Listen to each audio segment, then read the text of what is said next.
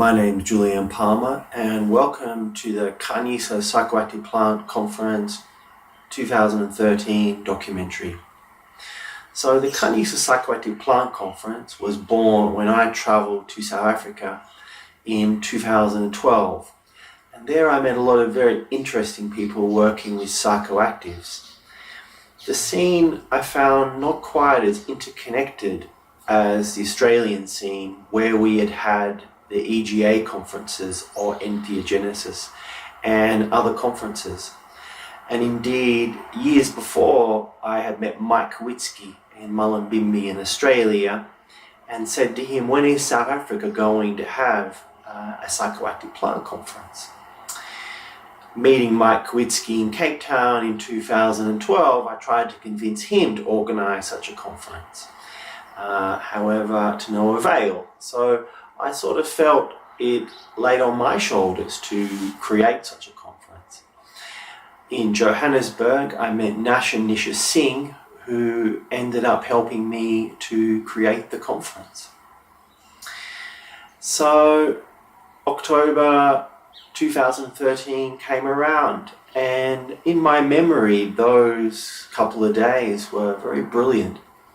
And I distinctly remember the atmosphere of the conference. And many people said it was like a ceremony. They felt like they had drunk ayahuasca and went home and purged even. And there were many brilliant talks, and I think probably the highlight of it for many people were the friendships and connections that they made. And indeed, I think the scene did realise it was a scene, and it did actually come together, and further efforts to make community in South Africa did proceed. So we did film the conference. I had one lady film all the talks, and I never got any of that footage. I organised for another man, Chris, to film a documentary, and due to personal misfortune, he was unable to edit it. So sometime later I managed to get the footage, and I taught myself video editing and managed to edit it myself. So 4 years later, here is the footage. Somewhat hastily edited by myself. Though I think there's a lot of gold here, and a lot of insight, and a little bit of history and wisdom shared. So I hope you enjoy it. Thanks.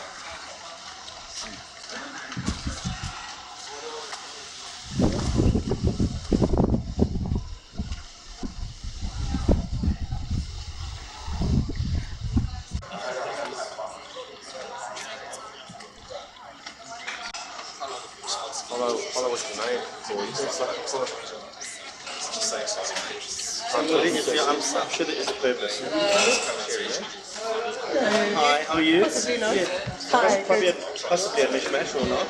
Possibly, yes. Okay, Let's okay. Oh, nice. Yes, little sunglasses. Hell no. Some interesting cats with you, right?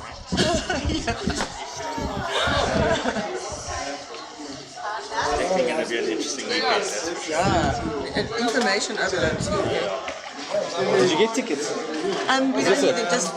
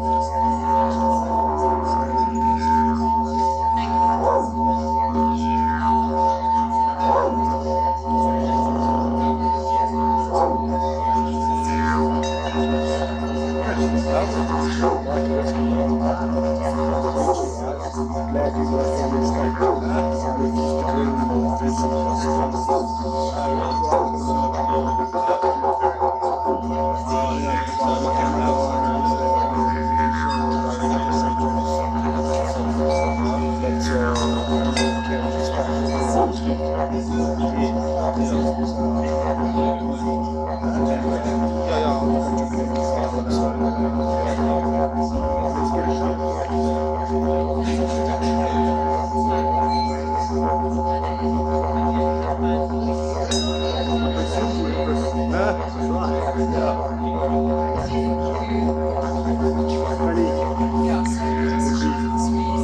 a bit smaller. Yeah, that'd be awesome. Yeah. Is it?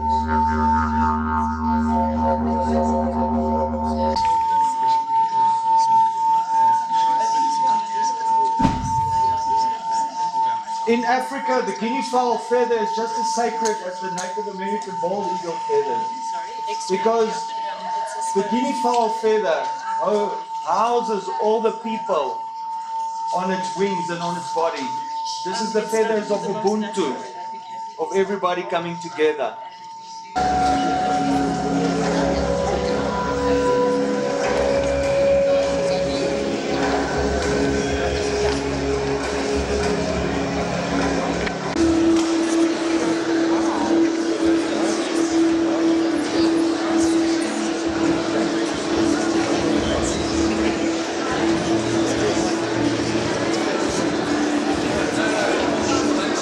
Welcome Julian with his topic, Being the Western Psyche with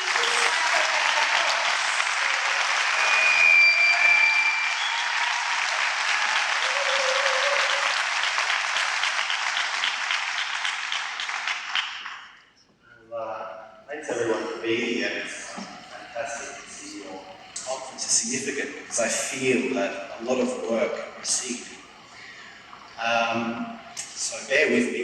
I'm the first speaker, so warming you all up, warming myself up. So I'll get there. So my topic is about the plant medicines. And a medicine implies that there is a sickness or an illness. So I'm going to talk about my understanding of that sickness, of that illness, and how we can address it, and how we can achieve that. So what is the Western psyche? Well, the Western psyche are the people who were descended from the Western Europeans, or the people living in the West. And our history, if you go back far enough, we were Indigenous Europeans. I mean, we, as in Caucasian Western people, we are Indigenous Europeans. And we were people who had a strong connection to the earth and who had Indigenous knowledge and understanding of the earth. And we had some sort of pagan religion of which there is no fragment or sign of left. We don't know. We have stone serpent, like stone. It is the oldest, and it's one of the most powerful dreaming places. And I chose that picture because it kind of reflects, to me, an earth honoring. Because we could see that the malaise or the disease of the West that is being talked about is really one of disconnection. So I'm going to just start by offering gratitude and just say that I feel so privileged and honoured to share this earth with you. And thank you, Mama Africa, for birthing me. And I'd like to thank the custodians and the original people of this land, our feathered, furry and scaly friends, the mineral kingdom, the fungi, the elements, elemental beings, mother, father, children, all. Diseases are increasing. We're working longer. Putting more in and we're getting less out. Slate. So now we're going to move and shift this from poverty back to abundance, because when we start to tune into a solar economy, when we start to tune in what the actual source of the energy is that creates abundance on this planet, and the beings, namely plant beings, the alchemists who can turn this light into physical stuff, into our food and medicine, build it into fuel and fire. When we start to form proper relationships with these beings, we can experience an abundance and essentially an attainable utopia.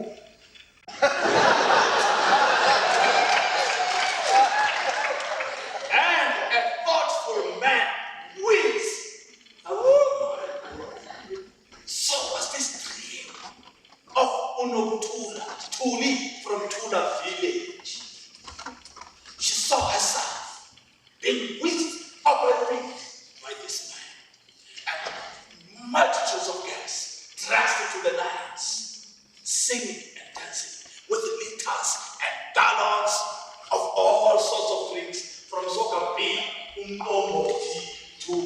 whiskey, brandy, vodka, some other people drinking juice, others could drink, others water, and others drinking almost everything, including party.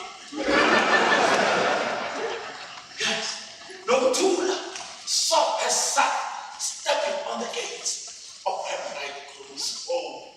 Yes, even her herself, Noctula, she was well built. I could tell her about her. She was beautiful. You see, what's up? She was capacious, bootylicious, and even bodylicious. And when she smiles, her dimples, she was beaming. In fact, she was daydreaming about her big day to such an extent that her father, said to her mother, Majamin, I call again Rosa, and then the mother said, hi, Mom. Hi. At least she is in a peaceful state when she is like this. And then Kabila said, hi, Majamin. They say that laughter is the best medicine, but when a person laughs alone like this, she certainly needs medicine. Okay, so my name's Linder, and a couple of things. I like to think of myself as journeyer, self-explorer, all those good things, but I am a participant in our modern economy. I came to the conference, well, not because I have friends involved in it, but also because as a journeyer I am super interested in psychoactives. I take psychoactives. Some of these speakers were really intriguing to me, and I was just here to listen, actually, and just to kind of learn stuff, see some new insights, learn some new insights, and I've absolutely so far, and I've only just been one morning, I've absolutely so far got bagfuls. This has been awesome.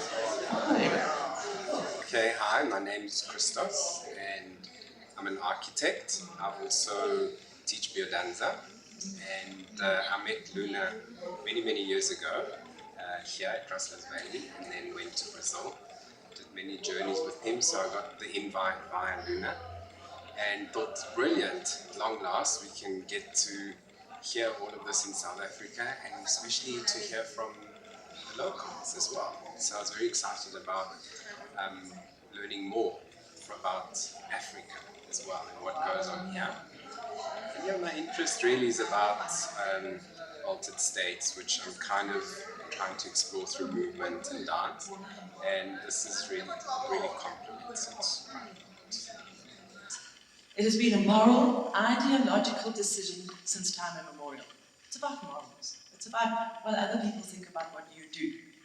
Modern day prohibition is no different. Some countries still have the death penalty for some illegal drugs, but there's no death penalty anywhere in the world for alcohol, coffee, tobacco, sugar, all those other very addictive substances. And the South African drug laws, just like all the other countries' drug laws, they're not based on science. We might as well go back to 17th century Turkey. Okay, hi, my name's Paul. I do some work with the teacher plants. I help people in processes and try to understand what's going on with them and the connection with themselves through the use of the teacher plants. I've come to this conference to hear what some people with a lot of experience in and around working with the plants have to say. The conference has just started, and it's already been very interesting. A lot of affirmations about what I'm doing and how I perceive things, and how I'm using the plants to process other people's experiences as well as myself. People who have come here, it seems like there's all kinds of walks of life who are exploring and searching and finding connection through the plants, and it's a really unique gathering, and I'm excited to see what the weekend is going to bring for all of us. Thank you. So, hi, my name is Natalie. I'm from Sweden. And I work at a organic restaurant called Leafy Greens. It's out in Mall District, and I'm a waitress.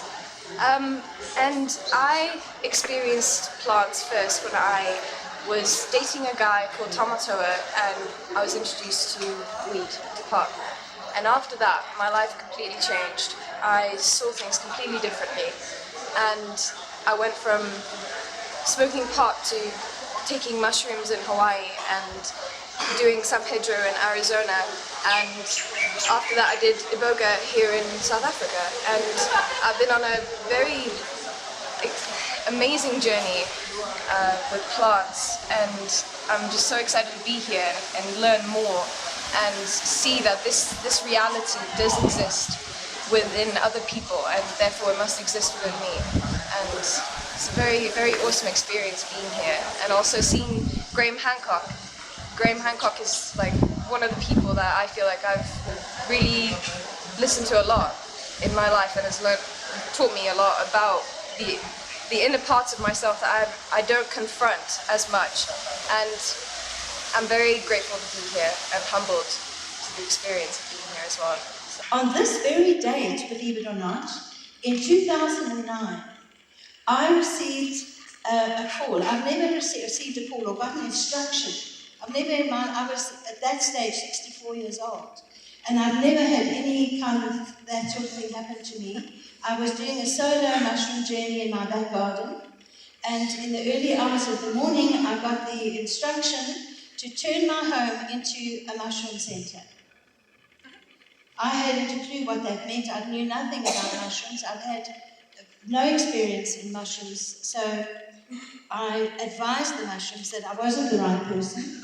And in fact, I could recommend some really good people to take on the job. But this is what the message I got, and it was very beautiful. It's good that you know nothing, because all you have to do is open the door and hold it open. And that, those of you who come to, there's quite a few of you here who come to those mushroom journeys, you know that is exactly what we do. We open the door and we hold it open. And we learn, I've been learning, and now they're learning as we go along. How do we work with mushrooms? I started researching, going on the internet, buying all the books, and I couldn't find the kind of information that felt right for me for running a sacred mushroom journey. My TV screen, the picture will be impaired, but the signal will not be impaired. The signal will still be there, unaffected by the damage to the hardware. And perhaps that is what this mystery of consciousness is. Perhaps the brain is the interface through which non-physical consciousness manifests into the material realm. This is indeed the paradigm of all spiritual traditions, that we are spirits incarnating temporarily in body, wearing our bodies. But then he adds, while we have it, because there is nothing after it. And this is delivered with all the gravitas of a leading scientist who's been given the role of interpreting science to the public.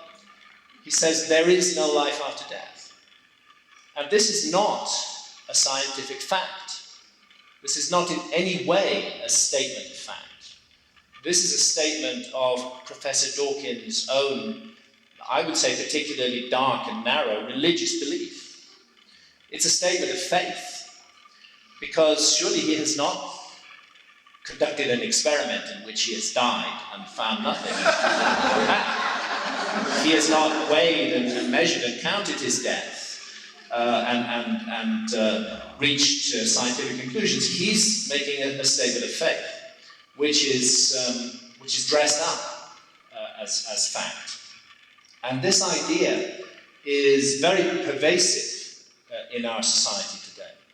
Our society is a society which reveres and is deeply enamored by the material realm.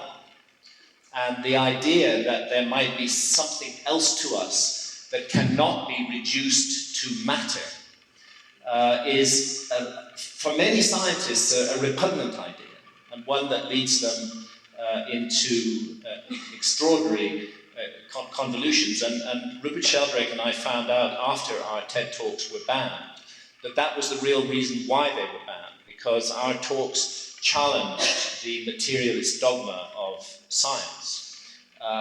There is a large faction of scientists who believe they have established that there is nothing more to human existence and indeed to reality than matter, and that everything else is just simply does not exist. Well, the first part of the process that you go through, in my opinion, is the destruction of the ego. And I think that's what most people find it very, very frightening initially, is because you're experiencing an ego death. So that's why a lot of people are afraid of it, or afraid in the beginning, an emergency facility if it was necessary, because you do have extreme reactions on the drug as well. You know, your heart rate can go up to about 185 beats a minute, and likewise the same person on the same form of medication, same batch, can have their heart rate drop to 45 beats a minute. And so, I mean, that can be, you know, quite daunting.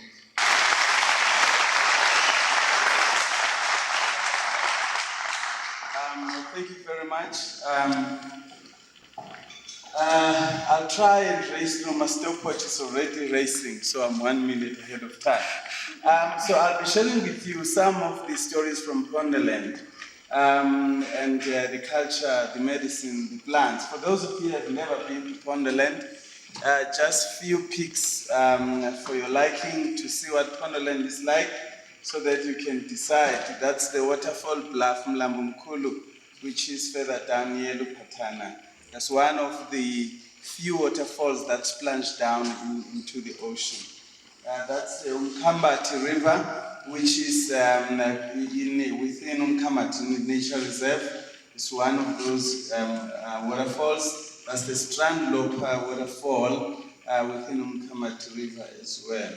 So the work I'm going to be sharing with you this afternoon is the work I've been working with few herbalists in Ponderland, those four in particular, but also with some plants is something which I've experienced firsthand as somebody who grew up there. So I'll be taking you through, therefore, some of my experiences and also the work that I've gathered through working with those herbalists in the last 2.5 years or so. My name is Sean, and I'm here to explore the potential of learning about the plants and the inherent intelligence that the plants have given people. So I'm very excited about learning new things. Okay, and how have you found the conference so far? It's been mind-blowing, actually. I'm really impressed. I'm very, very happy to be part of this inaugural conference in this country, and I think it's been a long time coming. A lot of information that's come forth has been really exciting and sparked something that's been amazing as far as part of a personal growth and personal journey that I've been on. Okay, cool. And then if you could tell me about your own experience, how did you come? I'm interested predominantly in ayahuasca. Tell me about your ayahuasca sort of stories. Okay, I was going through a bad patch. My dad had died, and my personal relationship and my work relationship were coming to a rocky place in my life. Obviously, with me being down because of my dad's death, and I just put it out there, and I said, look, I need change. I need something to happen. And this is when I found out about ayahuasca ceremonies at Rustlers. And I was very fortunate to be part of a very important and very powerful shaman called Yawabani that came out to the country.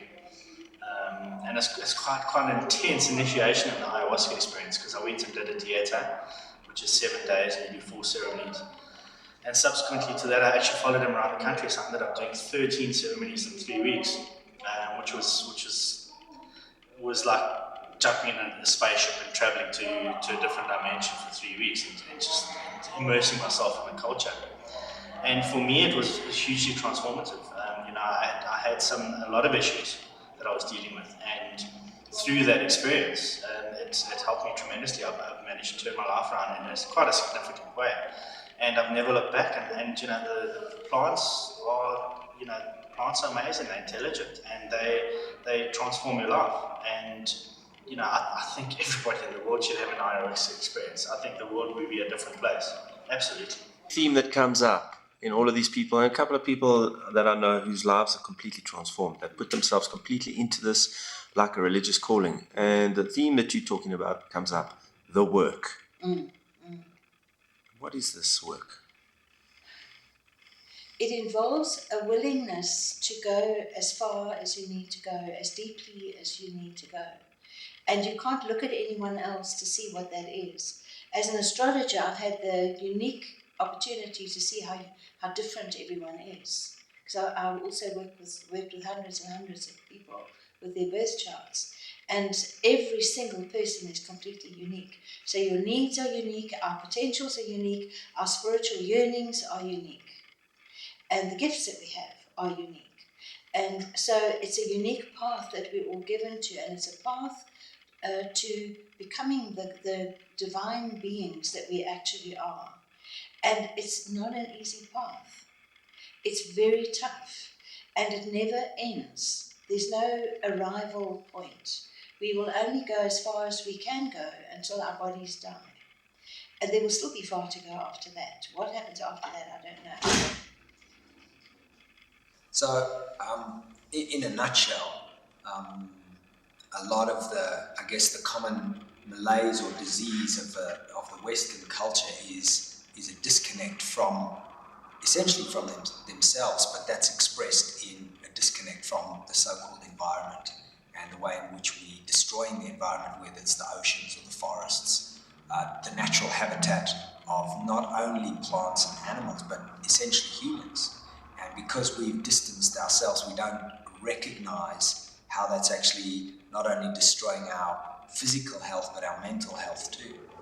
And so what I aim to do is look at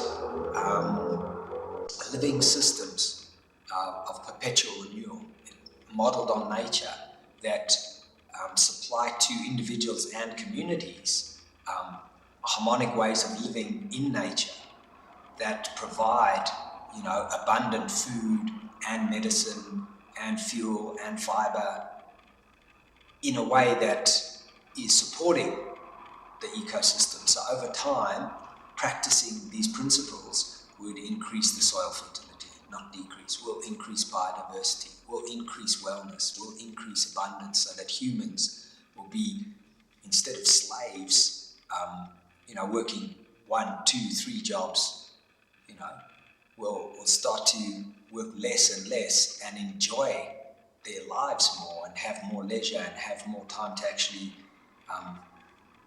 develop culture, which is what our ancestors experienced.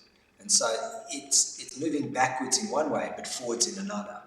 I'm not suggesting throwing the baby out with the bathwater. I'm suggesting thinking really clearly and using what we have today in forms of modern technology to actually bootstrap us back into a reharmonization and a reintegration, not only with ourselves and our communities, but with the natural world. And so what I was talking about yesterday was the future of how humans are going to relate to plants, and plants are unique in a sense on the planet because they are the beings that can capture light and turn that into physical stuff. Through those complex sugars, through photosynthesis, they are making, the chemicals which we turn into medicines and food, complex sugars, and again, our building materials. So this is all coming from the plant world. Well, my name's Jules Stubbs, and I'm 50% of the Dapper couple. And my name's Myrtle Clark, and I'm the other 50%.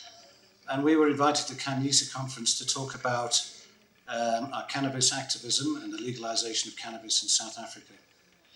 I must say that we're really honoured. We're really honoured. I mean, when the email arrived, we're like, wow, we've been invited to talk there because, there's the obvious eminent speakers, but everybody else here is a real specialist in their field. So that's why we decided to call our talk Ordinary Criminals, because in the greater scheme of people who are talking at this conference, we are quite ordinary. With quite an unordinary mission to set off on. we've committed ourselves to try and legalise the cannabis plant for everybody in South Africa.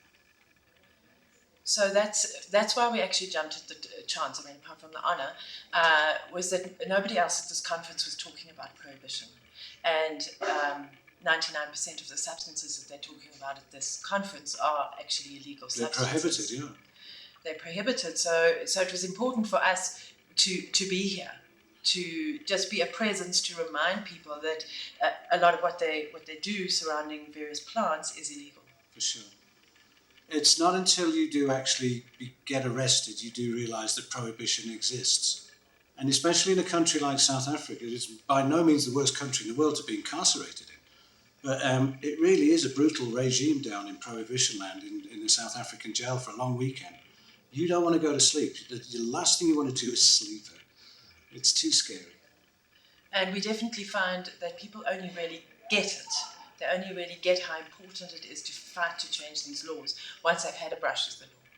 Then something that we were going to say on our speech that we didn't have a chance to was that we went on a march down to Durban. And typical of Durban, nobody supports. So it was quite a small gathering. And we marched the length of Durban city centre with about 40 people. And without fail, every single one of those 40 people had been arrested before. And that's why they were there, and that's why they were supporting the march. So that's a very important thing to us, is like, don't wait until you've been arrested. But people usually do, because they just carry on like, la la la with their life, and then all of a sudden the police come knocking at the door. So one of the healing effects that we can see in ayahuasca pertains to healing our lives, healing our personalities, healing how we cope to different stresses and different situations, and trauma. Because, you know, when somebody experiences trauma, especially a child, you set up very definite neural pathways in the brain, and you tend to respond when you're traumatized again exactly the same way, because you know, the interface between the environment or a situation takes the same circuitry through the brain. And all of us know people who had some kind of traumas years ago, and they still suffer today, largely because, you know, they imprint these neural pathways. They tell themselves the same story again and again and again about what they think happened. And, you know, 20 years later, does it really matter if you're still suffering? So ayahuasca clearly shows that it creates neuritic outgrowth. You make new neuronal connections. And not only that, you can use different areas of your brain to process the same problem, which is very interesting because psychologists and psychiatrists have said for a long time, human beings are either in the process of thinking about their feelings or feeling their thoughts, and that's because cognitive and emotion are placed on different sides of the brain.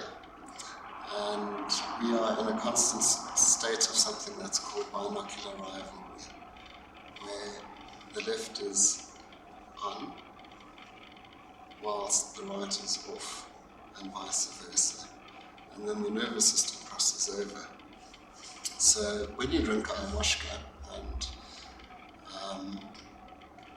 at WITS University we've proved this in many studies, that you get what is called hemispheric coherence. Okay. So now this leaves you at a different ability for problem solving, because the emotional and the cognitive are active at exactly the same time. Well, basically started out with psychedelics in the early 70s, and it was part of my martial arts practice. It was utilized to augment and synthesize the practitioner to the martial practice. So from that, I just kind of expanded it into part of my lifestyle, and it has shaped my worldview because I know that there is something more than just the regular consciousness that we exist in most of the time.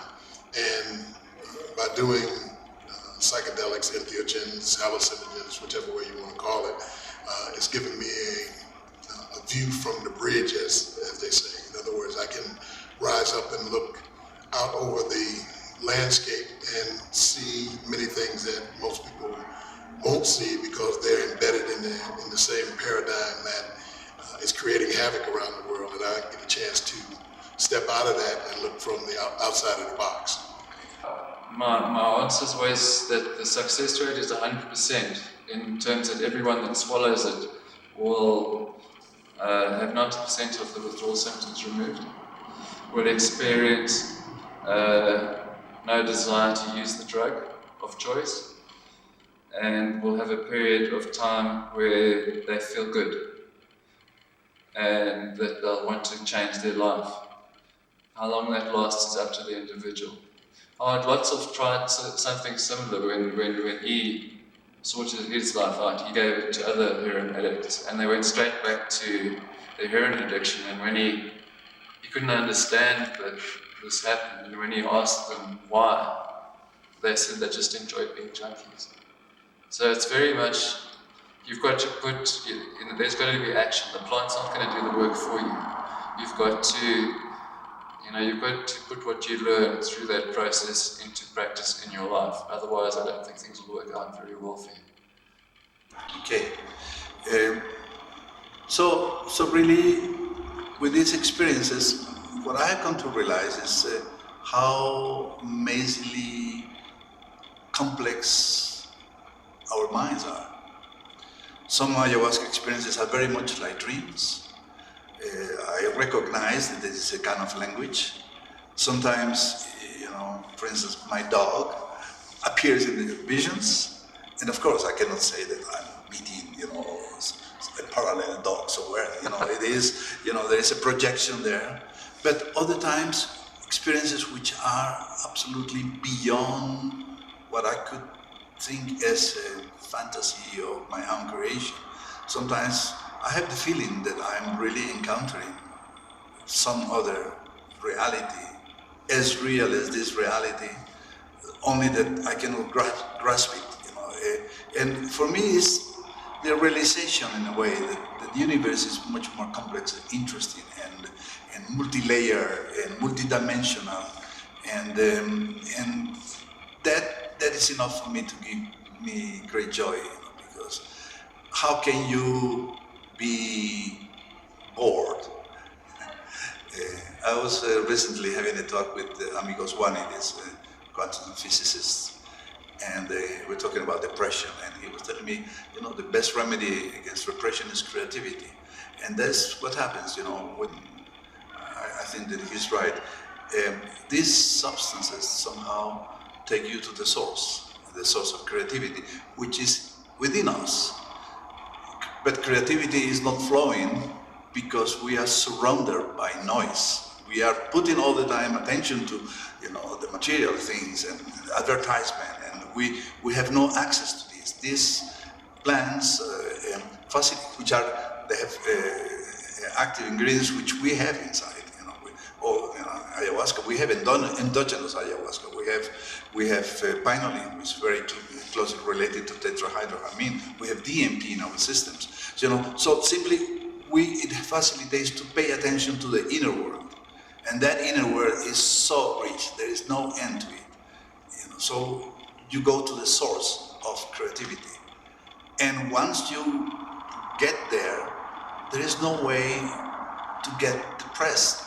There is no way to get bored, because it's infinite, it's wonderful, it's extraordinary, and then you have awe, and awe is the opposite completely of depression.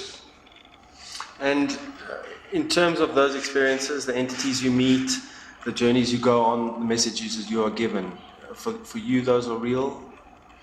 Look, I mean, how do I know you're real? You know, how do I know anything is real? How do I know we're not just playing a virtual reality game right now? Perhaps we are. But at the level of experience, I experience you as real. And at the level of experience, I experience my visions as real. And I will not have some academic tell me that they're not real. How can he or she possibly know that?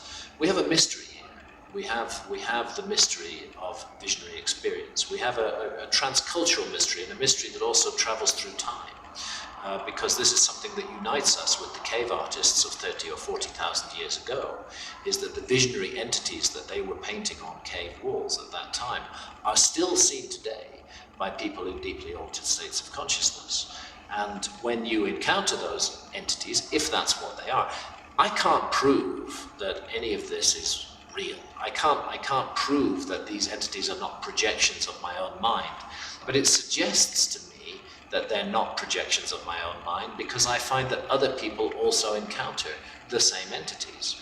And normally, when large numbers of people are able to compare notes and found they've had the same experience, they tend to agree that that experience is real. So I think what we're dealing with is a complex, multifaceted reality here. And we are tuned in to one level of that reality in order to live and function in the physical world. We do need to know the laws of physics. It's really important. We have to relate to those laws. We have to function as physical beings. But there are many other levels of reality. They surround us. They're all around us all the time. They interact with us. Normally, they're not accessible to our senses. What the visionary plants do, in my opinion, is render those realms accessible to our senses. And those realms are inhabited by intelligent entities, and they allow communication with those entities. And I realize, to somebody who's never taken any visionary substance, that must sound completely lunatic. But all I would say is withhold judgment until you've explored these experiences yourself. And don't just explore them once. Explore them in depth. Get into this in the way that you would make any serious exploration of any topic in the physical world as well. Explore it in depth, then form your opinion. Don't form an opinion until you've had the experience. But what I've come to realize is that we human beings, we've always got the power of choice. Even in the most constricted circumstances, we can make choices for right or wrong, for good or evil, for dark or light. We should never imagine that we don't have that power of choice. It is there.